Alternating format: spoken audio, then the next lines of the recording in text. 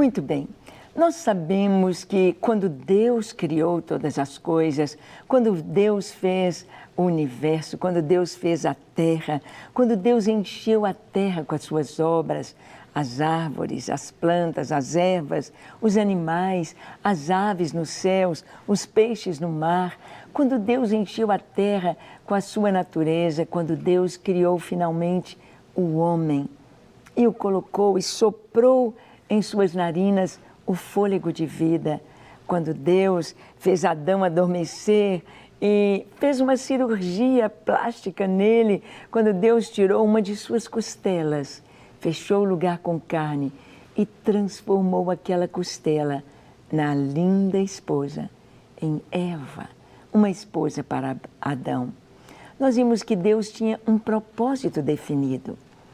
E no propósito de Deus, Deus não queria que o homem fosse um marionetes, que Deus estivesse com ele apenas por conveniência, que o homem estivesse ao lado de Deus como única opção. Mas Deus permitiu que o homem escolhesse. Deus deu ao homem a capacidade, ou o livre-arbítrio, a capacidade de escolher aquilo que ele quisesse. Seguir a Deus por amor, ou desobedecer, buscando outros caminhos.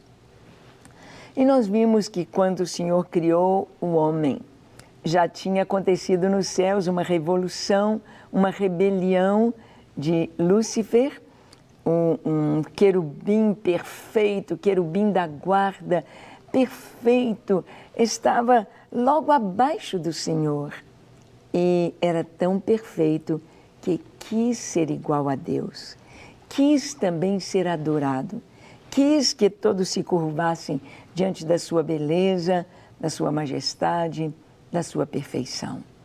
Houve então no seu coração a rebelião, e o mal entrou, e 1/3 dos anjos dos céus que o seguiram entraram nesta rebelião de maldade, entraram nesta linha de perversidade, de trevas, de escuridão.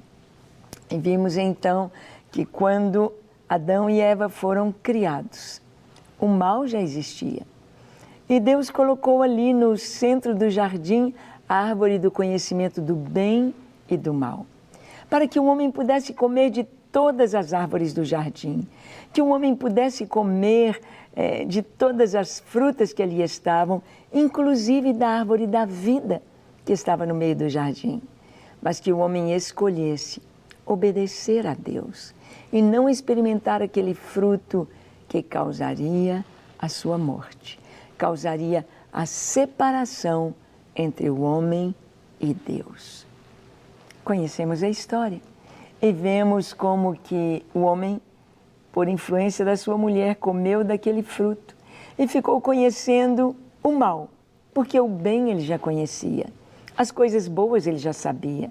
Então, em toda a raça humana, as pessoas sabem o que é certo, as pessoas sabem o que é bom, as pessoas não têm dúvida daquilo que é bom e agradável.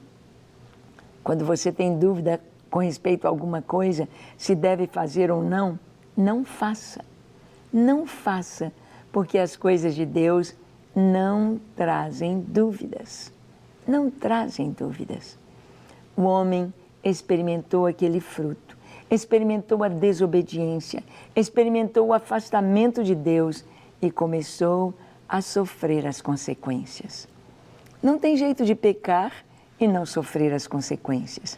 E então o inimigo das nossas almas, Satanás, ele faz tudo para separar cada vez mais o homem de Deus, para afastar a criatura do Criador.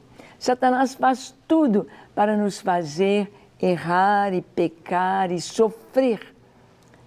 Faz tudo para levar o homem à morte absoluta. Mas a palavra de Deus nos diz que Deus nos amou e enviou o seu Filho. Deus enviou o seu Filho Jesus, Yeshua, o Salvador, aquele que nos salvaria e perdoaria os nossos pecados. Jesus veio, sofreu em nosso lugar a nossa condenação, para que nós fôssemos livres do pecado e para também vencer o mal. Vamos ver? Em Hebreus capítulo 2, o versículo 14 e o 15, nos dizem o seguinte: visto, pois, que os filhos têm participação comum de carne e sangue, destes também igualmente ele participou, para que, por sua morte, destruísse aquele que tem o poder da morte, a saber, o diabo, e livrasse todos os que, pelo pavor da morte, estavam sujeitos à escravidão por toda a vida. A palavra aqui está nos dizendo que os filhos têm participação de carne e sangue. Jesus participou disso. Temos o DNA, somos seres humanos que recebemos dos nossos pais os nossos talentos, as nossas aptidões, o nosso jeito de ser, e muito do nosso caráter veio daí, do DNA. Recebemos aptidões, recebemos capacidades através disso. Jesus tornou-se homem. Só que ele não experimentou esse receber esta natureza pecaminosa de Adão, porque Jesus nasceu de uma virgem, por obra do Espírito Santo.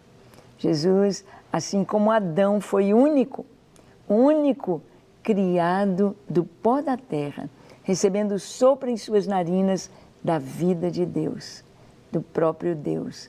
Assim Yeshua, Jesus de Nazaré, também nasceu de uma virgem, por obra do Espírito Santo. Portanto, ele não recebeu em si esta natureza pecaminosa, porque ele teria de ser santo e puro para poder nos resgatar e nos dar uma nova vida.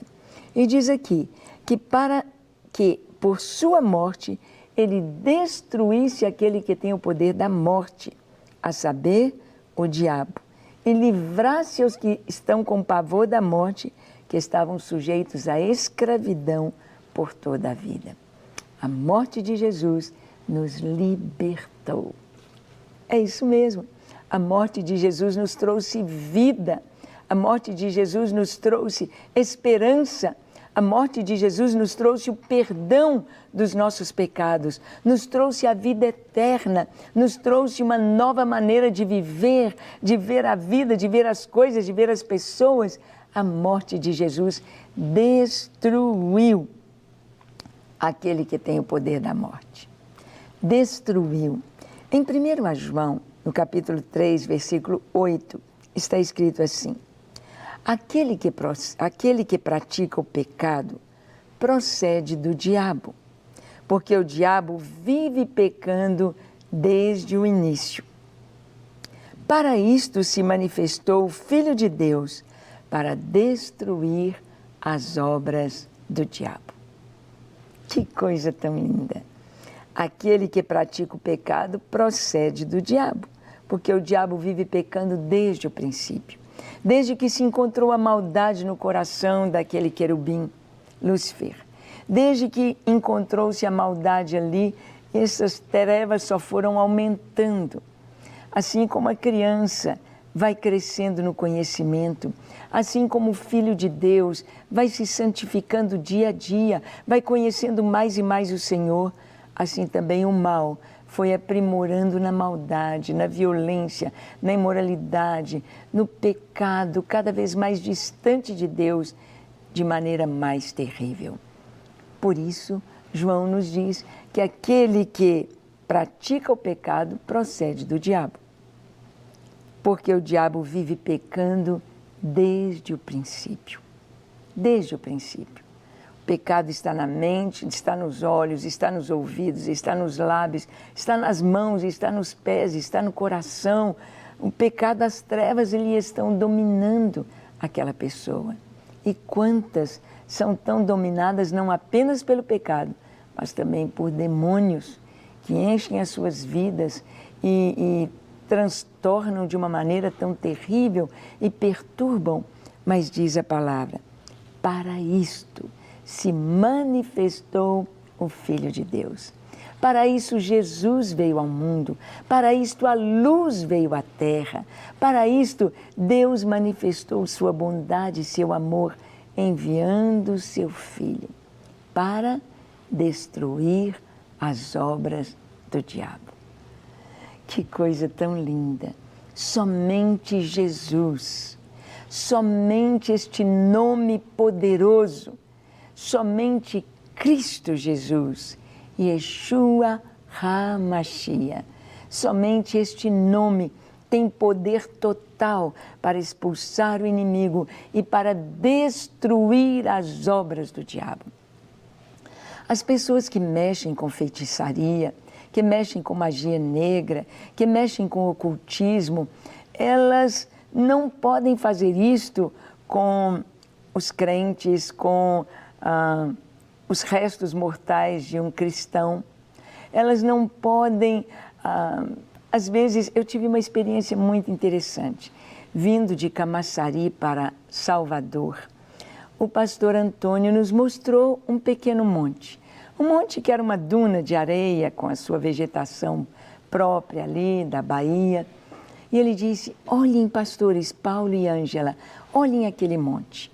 E nós olhamos, era domingo de manhã, e havia muitos irmãos ali no monte, com suas Bíblias, e estavam orando. E ele disse, prestem atenção, este monte, antes, alguns anos atrás, era um monte onde muitos despachos, muitos feitiços eram feitos. Era cheio de oferendas a demônios neste monte. Bruxos e pessoas que mexem com ocultismo faziam daquele monte o seu altar e ali colocavam seus feitiços. E então, alguns crentes começaram a ir àquele monte para orar. E subiram e oraram. E quando começaram a orar, a presença, as orações, a consagração de seus pés e da sua estada ali começou a atrapalhar os feiticeiros. E os seus despachos e os seus feitiços já não davam mais certo. Então eles tiveram de migrar, eles tiveram de sair dali e os crentes tomaram conta daquele monte. O poder de Jesus, do seu nome, nome sobre todo nome. Jesus veio para destruir as obras do diabo. Creia, se fortaleça neste nome e saiba que Jesus está acima de toda potestade, de todo poder, de todo domínio, de toda obra maligna. E então, vamos orar? Feche os seus olhos, curve a sua fronte. Se for possível, se ajoelhe onde você está e ore comigo dizendo assim, Senhor, eis-me aqui em Tua presença. Eu abro o meu coração para que o Senhor entre na minha vida, perdoe os meus pecados, me dê um novo coração, me dê uma nova vida, a vida eterna. Eu me entrego a Ti para ser Teu todos os dias da minha vida. Enche-me do Teu Espírito Santo.